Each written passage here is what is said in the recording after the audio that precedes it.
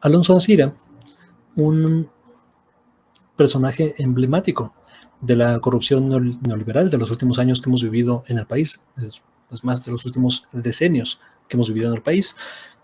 Un personaje controversial, un personaje además bastante no envalentonado, con bastante presencia a nivel regional, uno de los caciques principales, llega a México.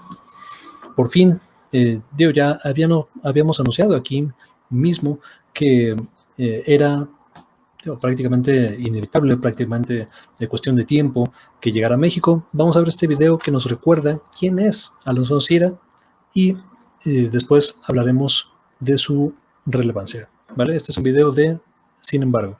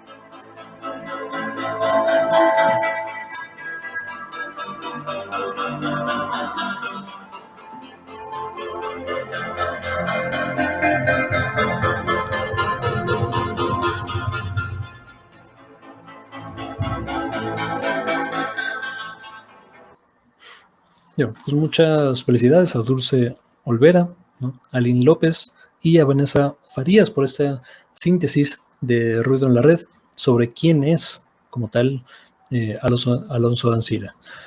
Esto, ahí vimos el contexto, es un empresario que surge, por lo menos al primer plano del escenario nacional, en el gobierno de Carlos Salinas de Gortari, como muchos cacicazgos que se dieron ahí, mucha privatización de empresas estatales. Hay quien todavía se cree el cuento de que no, es que eran empresas improductivas, esas ya estaban en quiebra, ya estaban a la baja, estos empresarios, ¿no?, arriesgaron su capital y lograron, ¿no?, consiguieron estas empresas a precios bajos y a través de su ingenio, de su capital, de su mano de obra, de sus grandes mentes, lograron sacarlas adelante y las convirtieron en productivas, eficaces. A ver, esto es no solo ingenuo, es completamente antihistórico pensarlo de esa forma. El proceso de privatización de Carlos Salinas era un librito hecho, ¿no?, un librito amañado, que además no empieza con Carlos Salinas de Gortari, pero ahí se concluyen muchos de los proyectos de privatización. Era un modo esquemático, un modo sistemático en el que imponías cargas innecesarias, hacías a propósito ineficientes a las empresas estatales, sobre todo empresas en sectores estratégicos de la economía, como lo es precisamente el acero, pero no solamente el acero, las telecomunicaciones, la televisión, ¿no?, por ejemplo. Entonces, artificialmente las hacías ineficientes para que sus números fueran a la baja, ¿no?, y fueran valuados. Además las valuaciones estaban también coludidas por ahí, fueran valuadas a la baja Y así es decir, bueno, sabes que esta empresa que normalmente siendo productiva valdría, ¿no?, 100 pesos, ahora vale 30 pesos. ¿No? ¿Habrá alguien en el mercado, por favor, que pueda rescatar esta empresa en 30 pesos? Y ahí levantaban la mano personajes como Ancira, como Carlos Slim, como Ricardo Salinas Pliego, y muchos otros que fueron beneficiados en ese entonces. Y ahora lo vemos, ¿no?, en esa cuestión, su forma de hacerlas eficientes. Digo, para empezar, muchos de ellos consiguieron el dinero para comprar las empresas estatales de manera corrupta también, de manera pues bastante no turbia. A veces, muchas veces, el propio Estado era quien facilitaba los créditos para que pudieran adquirir las empresas. O sea, los empresarios muy frecuentemente ni siquiera pusieron de su bolsillo, cabrón, para comprar estas empresas. Entonces, ¿cuál riesgo? ¿Cuál, no, no sé, mérito, no de los empresarios? O sea, no, eran corruptelas como tal. Era un regalo del Estado mexicano a través de corrupción, de amiguismos, de cacicazgos regionales. Eran el regalo de empresas estratégicas en sectores de la economía. Y bueno, el acero no es poca cosa, cabrón. O sea, todo, cualquier proceso de urbanización, construcción, de modernización, requiere fuertes cantidades de acero, ¿no? Y este empresario fue de los principales beneficiados en esa cuestión. Pero bueno, el caso de corrupción, y ahí lo decía en ese video que acabamos de ver, por el cual se le acusa a Ancira, es la compra a sobreprecio. Sobreprecio, estamos hablando no de 30%, no. Estamos hablando de órdenes de magnitud, o sea, por 300%, no, 1000%, o sea, 10 veces más el valor real de lo que valía esta empresa chatarra, Altos Hornos de México. Entonces, son, digo, o sea, me cuesta trabajo incluso llamarlos negocios, porque iba a decir son negocios corruptos, pero ni siquiera son negocios, cabrón. Son esquemas de saqueo sistemático, de explotación laboral, porque además estamos viendo eso cuando era una empresa paraestatal, pues digo, tenía que ceñirse a la regulación vigente y los horarios, ¿no? Y pagar y quizá tener un sindicato tal. Cuando se vuelve privada, todo eso, ¿no?, se va. Y para hacerlo más eficiente, ¿no?, para maximizar ganancias, pues atacas, ¿no?, y precarizas las condiciones laborales de tu plantilla. Entonces, bueno, digo, aunado toda esta cuestión, no, el tipo huye del país, empiezan investigaciones, llega a Lozoya, y así como, no, digo, antes de que llegara a Lozoya, el tipo ya, o sea, puf, ¿no?, desapareció. Entonces, seguramente por su inocencia, ¿no?, por su conciencia tranquila. Y estando en España, digo, ya llegando el presidente López Obrador, se hablaba de la búsqueda de la extradición de esta persona. El tipo no es conocido y recordado, y aquí lo vimos también y discutimos esa cuestión, cuando dice, no, pues yo pues te puedo devolverle la lana si quieres, el López Obrador, pero que se disculpe ante mí. O sea, que diga públicamente que se disculpa por los agravios a mi persona, ¿no? Pobrecito, el señor Ancira, tal, pero que, y vemos si le regreso la lana. El presidente López Obrador dijo, ok, o sea, tío, una disculpa pública por lo que crees que debo disculparme, regresa la lana. No, pues es que no era un sobreprecio como tal, los avalúos ahí están, o sea, digo, avalúos del gobierno de Enrique Peña Nieto, o sea, por favor, ¿no? O sea, o sea, a quien está queriendo verle la cara de que esto fue completamente transparente, ¿no? O sea, hay corrupción sistemática como tal.